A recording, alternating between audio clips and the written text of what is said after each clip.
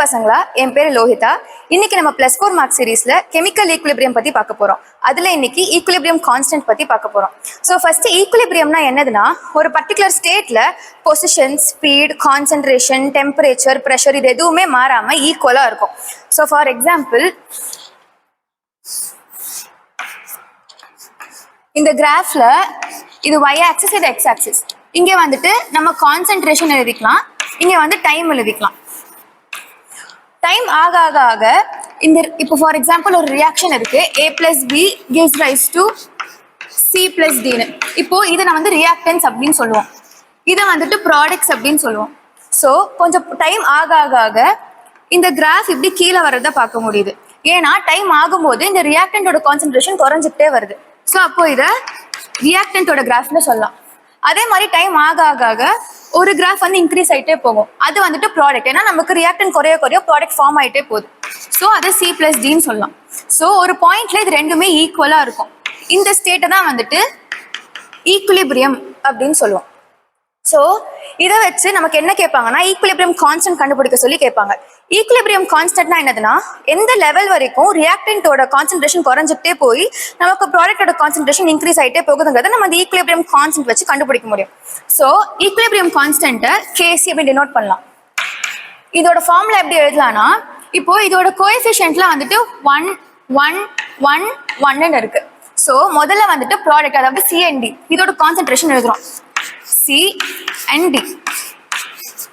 இப்போ இந்த சியோட கான்சென்ட்ரேஷனோட பவர்ல நம்ம இங்க என்ன வேல்யூ இருக்கோ அதை எழுதணும். இப்போ இந்த ரியாக்ஷன் நமக்கு இங்க 1 தான் இருக்கு, ஸோ இங்க 1, இங்க D, இங்கேயும் 1 தான் இருக்கு. அதே மாதிரி ப்ராடக்ட்டுக்கு எழுதின மாதிரி நம்ம ரியாக்டன்ஸ்க்கும் எழுதலாம், concentration of A into concentration of B. அதே மாதிரி இதுக்கும் இந்த ஏவோட கோஎஃபிஷியன்ட் 1, ஸோ இங்க பவர் 1 வரும், இங்க பியோட கோஎஃபிஷியன்ட் 1, அதே மாதிரி இங்கேயும் பவர் 1 வரும். இது ஈக்குலிபிரியம் கான்ஸ்டன்ட். ஸோ இதே மாதிரி நம்ம இன்னொரு ஃபார்முலா எழுதலாம், கேபின்னு எழுதலாம். கேபி அப்படின்னா நம்ம ப்ரெஷர் வச்சு எழுதுவோம். அப்போ வந்துட்டு நம்ம கான்சென்ட்ரேஷன் யூஸ் பண்ண மாதிரியே இங்கே வந்துட்டு ப்ரெஷர் யூஸ் பண்ணுவோம்.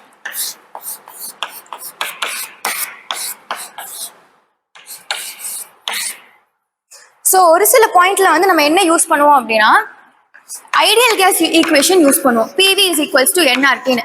இல்லை Pனா ப்ரெஷர், Vனா வால்யூம், Nனா நம்பர் ஆஃப் மோல்ஸ், Rனா யூனிவர்சல் கேஸ் கான்ஸ்டன்ட், Tனா வந்துட்டு டெம்பரேச்சர். மோஸ்டா நம்ம R எங்க யூஸ் என்ன வேல்யூ யூஸ் பண்ணுவோம் அப்படின்னா 0.082 litres ATM per moles into Kelvin. இப்போ நம்ம கான்செப்ட் பார்த்தோம். இப்போ அதுக்கேற்ற மாதிரி நம்ம ஒரு கொஸ்டின் சால்வ் பண்ணலாம். ஸோ கொஸ்டின்ல வந்துட்டு PCl5 gives rise to PCl3 + Cl2 கொடுத்துட்டு நம்பர் ஆஃப் மோல்ஸ் கொடுத்துருக்காங்க PCl5க்கு, அண்ட் லிட்டர்ஸ் வால்யூம் வந்துட்டு 200 கொடுத்துருக்காங்க. அதே மாதிரி N2ஓட மோல்ஸ் 2 கொடுத்துருக்காங்க, டெம்பரேச்சர் கொடுத்துருக்காங்க, அண்ட் ப்ரெஷரும் கொடுத்துருக்காங்க 2.46 ATM. இப்போ நம்ம கண்டுபிடிக்க வேண்டியது KP. ஸோ வந்து இப்போ என்ன பண்ணலாம்னா, first PCl5 gives rise to PCl3 + Cl2ல இனிஷியல் நம்பர் ஆஃப் மோல்ஸ் வந்துட்டு இங்க 5 மோல்ஸ் கொடுத்துருக்காங்க. ஸோ இனிஷியல், அதாவது T = 0ல இதுக்கு 5, இதுக்கு வந்துட்டு 0 இருக்கும். இப்போ டைம் ஆக ஆக இந்த ரியாக்டன்டோட கான்சென்ட்ரேஷன் குறைஞ்சிட்டே வந்துட்டு ப்ராடக்டோட இன்க்ரீஸ் ஆகும். அப்போ இந்த 5 - x ஆகும், இங்க எவ்வளவு குறையுதோ அதே மாதிரி அங்க அவ்வளோ ஏறும். ஸோ எக்ஸ்ன்னு எழுதிக்கலாம். இப்போ இது வந்துட்டு ஒரு ஈக்குலிபிரியம் டைம்ல இருக்கிற மோல்ஸ். இப்போ நம்ம டோட்டல் மோல்ஸ் கண்டுபிடிக்கிறதுக்கு இது மூணுத்தையும் ஆட் பண்ணுவோம். So 5 - x + x + x. So இது கேன்சல் ஆயிடுச்சுன்னா 5 + x வரும். கொஸ்டின்ல நமக்கு எக்ஸ்ட்ராவா 2 moles of N2 கொடுத்துருக்காங்க. ஸோ நம்ம +2 போட்டோம்னா 7 + x. இதுதான் வந்துட்டு இப்போ டோட்டல் மோல்ஸ். இதுக்கப்புறம் நமக்கு வந்துட்டு இந்த டோட்டல் மோல்ஸ் தெரியணும் இதுக்கு மேலே கொஸ்டின் ப்ரொசீட் பண்ணுறதுக்கு. அப்போனா நம்ம ஐடியல் கேஸ் ஈக்குவேஷன் யூஸ் பண்ணலாம், PV = nRT அப்படின்னு. ஸோ இங்கே வந்துட்டு ப்ரெஷர் வந்து நமக்கு 2.46 அப்படின்னு கொடுத்துருக்காங்க, இன்டூ வால்யூம் வந்துட்டு 200 லிட்டர்ஸ் கொடுத்துருக்காங்க, டிவைடட் பை நமக்கு எங்க n தான் வேணும், இதான் n டோட்டல். ஸோ இந்த R-ம் T-யும் டினாமினேட்டர்ல வந்துடும். ஸோ R வந்துட்டு இங்க வந்துட்டு நமக்கு இங்க ATM அண்ட் லிட்டர்ஸ் இருக்கு. ஸோ நான் கான்செப்ட்ல சொன்ன மாதிரி இங்க 0.082 யூஸ் பண்ணலாம், இன்டூ டெம்பரேச்சர் வந்துட்டு 600 கெல்வின்ஸ். இதை நம்ம சால்வ் பண்ணோம் அப்படின்னா number of moles, total number of moles எவ்வளோ வரும்னா 10 அப்படின்னு வரும். ஸோ அதை வந்து நம்ம இங்கே ஈக்குவேட் பண்ணோம்னா NT = 7 + x = 10. அப்போ எக்ஸ் வந்துட்டு 3. இப்போ நம்ம கண்டுபிடிக்க வேண்டியது கேபி. ஸோ கேபி கண்டுபிடிக்கணும்னா நம்ம சிம்பிளா இந்த ஃபார்முலா யூஸ் பண்ணலாம். kn into P total by N total whole power of total number of moles. So வந்துட்டு இங்க கேபி நம்ம கண்டுபிடிக்க வேண்டியது கே என்ன எப்படி எழுதலாம்னா கே என்ன வந்துட்டு number of moles of products. இங்க ப்ராடக்ட்ஸ் வந்துட்டு PCl3 and Cl2. So PCl3 and அதோட கோஎஃபிஷியன்ட் வந்துட்டு இங்க 1.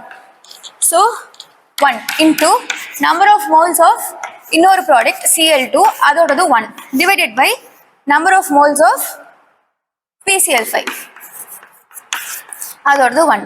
ஸோ இப்போ நம்ம இங்கே சப்ஸ்டியூட் பண்ணோம்னா கேபி இஸ் ஈக்குவல் டு நமக்கு number of moles of PCl3 இங்கே எக்ஸ். ஸோ ரெண்டுமே 3.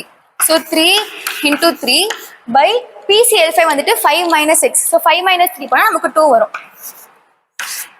இன்டூ பி டோட்டல் வந்துட்டு 2.46 அப்படின்னு கொடுத்துருக்காங்க. டிவைடட் பை என் டோட்டல் வந்துட்டு இப்போதான் கண்டுபிடிச்சோம் 10.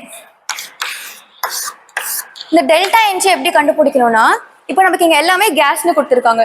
ஸோ இந்த number of coefficients of products minus coefficient of reactant. So இங்கே வந்து 1 + 1 மைனஸ் இந்த 1. So 2 minus 1 is equal to 1. So இந்த ஹோல் பவர் 1 வரும். இதை நம்ம மொத்தமாக சால்வ் பண்ணும்போது 1107 into 10 to the power of -3 அப்படின்னு வரும். இப்போ நான் சால்வ் பண்ண மாடல்ல இருந்து உங்களுக்கு வரப்போற JEE எக்ஸாம்ல கண்டிப்பா ஒரு கொஸ்டின் நீங்க எதிர்பார்க்கலாம். இப்போ இந்த கொஸ்டினை ஹோம்ஒர்க்கா எடுத்துக்கிட்டு நீங்க ட்ரை பண்ணி கமெண்ட் பாக்ஸ்ல போடுங்க.